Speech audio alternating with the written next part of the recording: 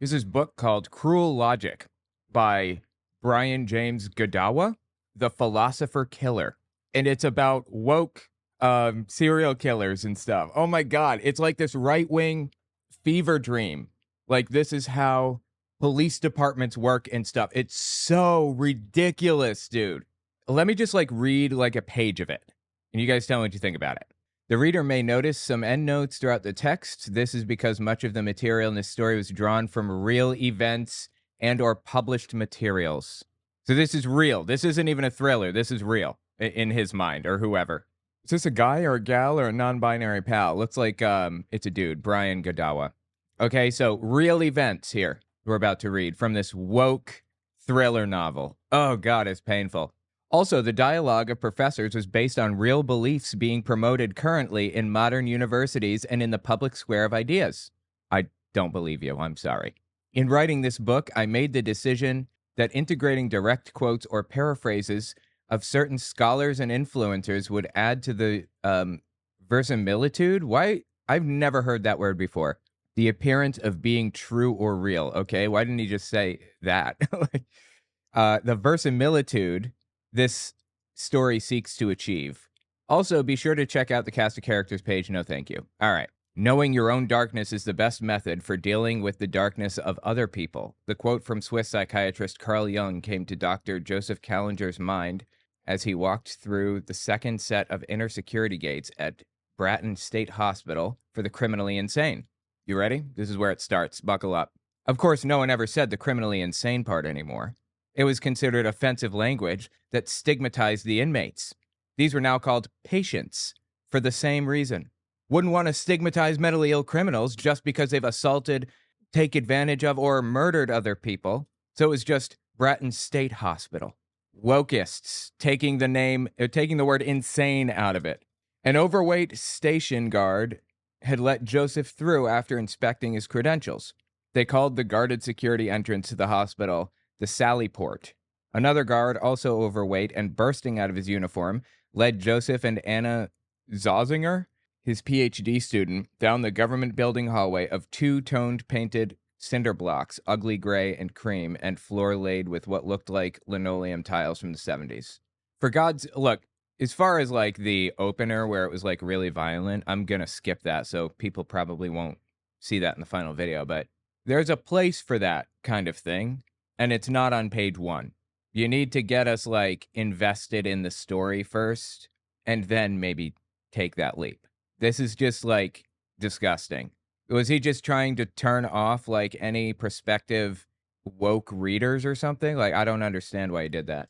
For God's sake, it's the 21st century, Anna muttered to him. Why do all these state hospitals have to look like cliches out of an old TV crime show? The benefits of public funding, Joseph replied. Just use it as fodder for an interesting description in your dissertation. One of the overhead fluorescent lights flickered as if to accentuate his words. Maybe I should make the topic about the impact of state hospitals on climate change from the lack of environmentally friendly CFL bulbs. Oh boy, here we go. They're attacking climate change now. Joseph smiled. Now that would get you government funding. This is dumb as dog shit. Is it just me?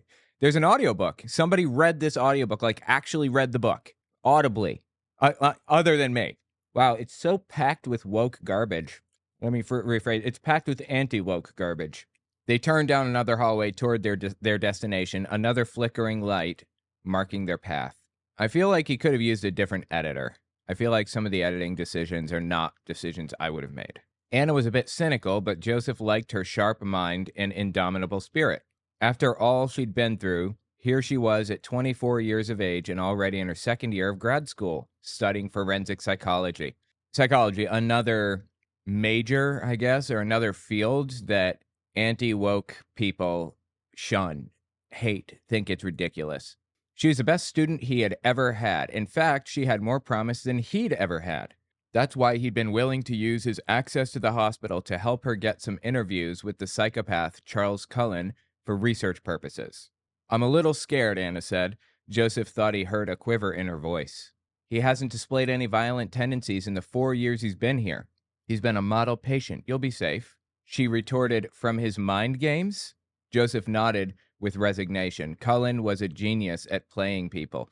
When he'd been a philosophy professor, he'd reminded Joseph of the late William F. Buckley Jr. Oh, okay. I thought that Cullen was the philosophy professor for some reason. All right. So the underlying point, philosophy professors play mind games with people. If Buckley had become a vampire, he would be William F. Buckley Jr. Complete with the upper-class English accent, soulless eyes, social politeness, and dark, unsettling presence beneath the surface. Joseph grabbed Anna's arm and looked into her eyes. Are you not feeling up to the task? He asked the question condescendingly, forcing her to toughen up. She swallowed. Yeah, no, I'm ready.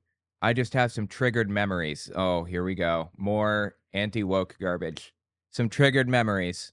You're right, Joseph sighed. I'm sorry. Look, I'm not going to lie. He will try to get inside your head, but you've got this. I'm confident he'll be sorry if he does. That people use the term, all right, I have PTSD, like real PTSD from dealing with my dad when I was little. You know, there are a few things that trigger me. And when I say trigger, I mean throw me back into that moment where I close my eyes and I see these things happening again. A floor banging like somebody is running down a hallway, or hearing the violin played really softly, or hearing the songs, If You're Happy and You Know It, Clap Your Hands, or He's a Jolly Good Fellow. Those two songs specifically. You know, I close my eyes and I can see shelves being pulled down and phone cords ripped out of the walls, those specific things. It's wild. So I know what trigger means. When people use the word trigger in society today, they're not claiming to have PTSD. They're using it improperly, and most people know that they're using it improperly. It's not a big deal. Get over yourself. As somebody who would be victimized by this and defended by the conservatives who don't like people misusing the word triggered, I don't care. It's none of your business. I will be upset when I'm upset. Thank you very much. My God, people. Seriously, get help. Anyway, so she has some triggered memories here. You're right, Joseph sighed. I'm sorry. Look, I'm not going to lie. He will try to get inside your head, but you've got this. I'm confident he'll be sorry if he does. Anna shared a nervous smile with him. He held her arm reassuringly, but not too long or too familiar for their academic relationship. Oh my God, dude. This is so stupid. How many, sales does this have? How many ratings? 336 ratings. Are you kidding me? Ratings usually account for about 5% of actual sales numbers. So 336 ratings divided by 0.05. He probably sold 7,000 copies. 7,000 copies. You know how much money that is? Assuming he went through a regular publisher, he makes, say, 15%. He probably made $21,000 from this exchange. $21,000. The publishing company probably brought in $150,000. This is insane. You know, I went to a convention years ago, and at that convention, the first speaker was somebody who said, if you look at somebody for more than 6 seconds and it's unwelcome, it's sexual assault. That's a little bit far for me. You know what I did? I stood up and walked out and didn't give it another thought. Moved on with my life because it's not that big of a deal. And this person is obsessing over what is appropriate and what is inappropriate in relationships. Is it okay to put your hand on somebody's arm for some period of time if it's a professional relationship? Spoken like somebody who's gotten in trouble for inappropriately touching somebody, right? Is that just me? Probably ratings from the author buying his own book. Yeah, it could be, but I don't think so. Because I've heard of this. This book is pretty widespread. And it has an audiobook. Audiobooks are very expensive. I did my audiobook myself, so I didn't have to spend a penny on it, but they cost $6,000 to $8,000, depending on who you use and whatever. You can have AI do it, and that's $1,000 or something. But anyway. The guard cleared his throat to move them along, and they followed. Anna said, so he got his doctorate in philosophy at Cambridge in the UK with an emphasis in ethics. Joseph completed her statement. Postdoc work at Yale. Let me guess. She's going to complain that he's finishing her sentences, right? He'd been teaching at the TBU for 5 years before the murders, and he had no previous history of violence, not that I know of. What brought him to the U.S.? American exceptionalism. That's what he said in the trial. Okay. Sounds like irony. Do you believe him? I'm not sure you can believe anything he says at face value. That's not very comforting. He is a psychopath, Anna. Organized. Everything he says and does is calculated, but in a way, that means he's predictable. I should be doing different accents or voices for these, right? Like a student reciting a catechism, she responded. You just have to discern the pattern cluster.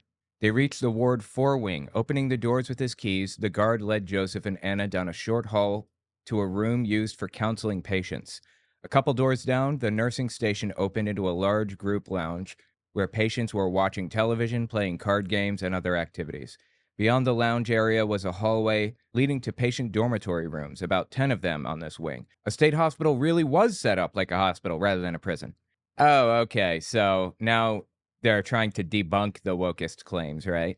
Because earlier they said criminally insane is inappropriate. It's really a prison, but they call it a hospital to be polite.